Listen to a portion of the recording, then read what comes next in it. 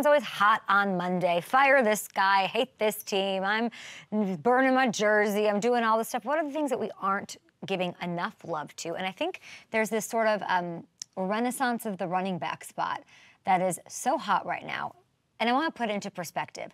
We have not seen this many rushing yards through week 2 since 1983. Okay, 29 different players have racked up over 100 rushing yards. 13 running backs are averaging over 100 total yards per game. And then I want you to look at this right here. There are currently 6 running backs on pace to surpass 2,000 yards from scrimmage this season. And all of those guys are on pace to go over 2,100 yards. Alvin Kamara, J.K. Dobbins, our guy H.N., the ever-efficient, Jordan Mason, what a revelation in lieu of Christian McCaffrey, Josh Jacobs, Saquon Barkley behind that line. And in case you're wondering, and you might, the NFL record for running backs to hit 2K in the same season is 5. Set back in 2003, I believe. That was LT, that was Priest Holmes, and they tied it again in 2006, by the way. I don't know how this plays out the rest of the season. Obviously, it's early, limited preseason action, all of that. Obviously, we're a long way off, but it's a very fun thing to think about, isn't it? And a little retro, a little vintage, pretty cool. And you got to think about what it means for the league. We've been seeing things trend in this direction a little bit over the last couple of years, right? Defenses have geared up to get faster, more athletic, a little smaller. Stop the pass, stop the pass, stop the pass. We're seeing zigging and zagging from offenses, which I love. And it's no surprise to see some of the most successful squads so far on this list, like being run-heavy teams, right? You got your Greg Roman, which I'm going to put my hand up, mea culpa. I said, Greg Roman, we're going to run the ball? Why would you do that? That's so old school, blah, blah, blah, blah. One-trick pony, Greg Roman. I don't know. I was wrong. It's working. I'm sure we'll see passing games pick up as the year goes on. I'm sure of it. But I like this trend. I think we're underreacting to all the running going on as these maniac offensive coordinators continue to evolve. And they always look for any little edge you can get. And I like the flashiness, especially with maybe the best running back. I mean, Christian McCaffrey, certainly MVP candidate every year. He's not even out there yet. So let's see what that all turns into. Okay, next up, what else are we underreacting to? You guys hit me up at Hey K Adams on Twitter, at Up and Adams Show on Twitter as well. I really want you to hear me. I love this Nico Collins guy, okay? This wide receiver. I'm really impressed by him. And we are underreacting to the fact that he is coming for that NFL receiving crown, okay? I know it is early.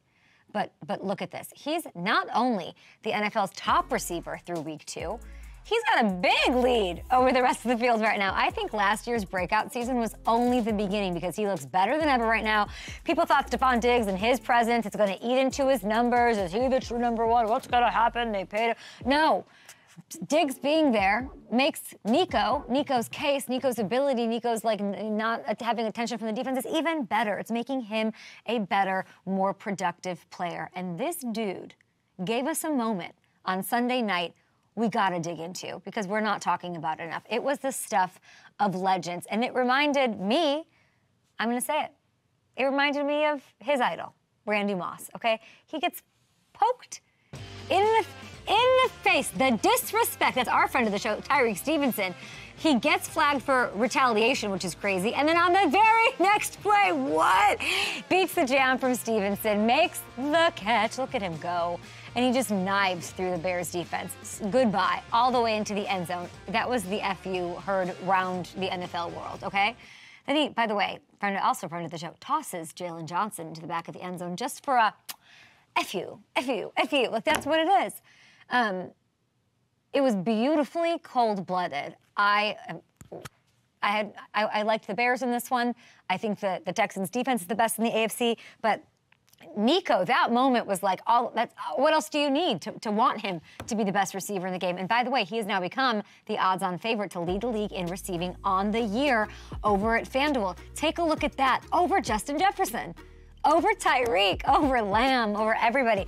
I love to see it. I love that FanDuel Sportsbook and those odds makers and people with their abacuses who are much smarter than I, they are seeing it. And we'll see if this Vikings defense, Flores, does his thing and he can do it against them on Sunday.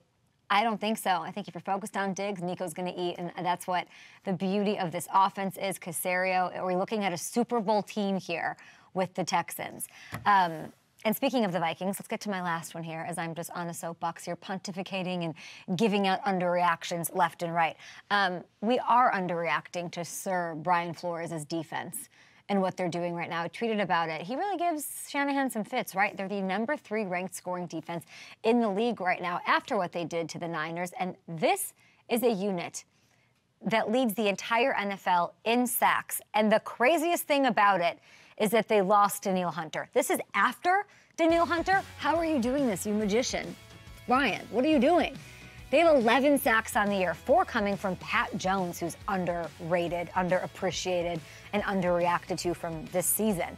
He had 5 in his first 3 seasons combined, just 5 sacks combined. He's beaten Trent Williams. Did he just beat Trent Williams to get to Purdy there? What? And more than just the number of sacks. Flores adapting deserves some love here. He's heavy blitzing. He's blitzing 20% less somehow than he did a year ago, but the sack rate has doubled. Can someone, what in the mean of time, somebody explain that to me? Like, how? How is he doing this? And having the extra guys in coverage has led to a 25-point drop in opponent passer rating. 3 picks allowed. They've allowed 1 touchdown pass all season. All season. I'm like, we're clipped. All season. Huh? I'm going to have to dig into this some more, but we're underreacting to it. That's all I know. The improvement, the adjusting is staggering. I think I want to see one more game before I can say this might be the best defense in the NFL. Because if they can do this, who do they have? The Texans? If they can do this against the Texans this weekend, you have to be fully on board and give the flowers to Flores and company with this Vikings team. Yes, here it is, Texans at Vikings. 2 undefeateds. Who comes out not undefeated? I wish I had the odds here. I don't have the odds, but we'll check them out.